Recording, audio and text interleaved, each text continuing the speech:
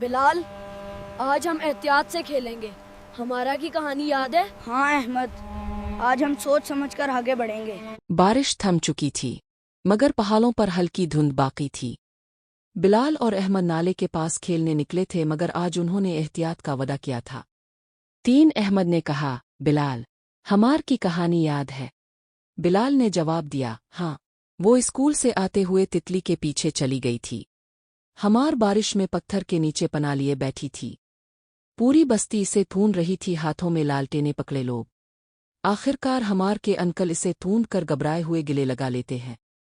احمد اور بلال ایاریوں کے پاس پہنچتے ہیں جہاں ایک بکری کا بچہ پھنسا ہے. دونوں لکڑی سے کانٹے ہٹا کر بکری کے بچے کو بچاتے ہیں. بکری کا بچہ آزاد ہے کر اچھلتا ہوا دور چلا جاتا ہے. بلال اور احمد مسکراتے ہوئے اپنے گھروں کی طرف لوٹتے ہیں.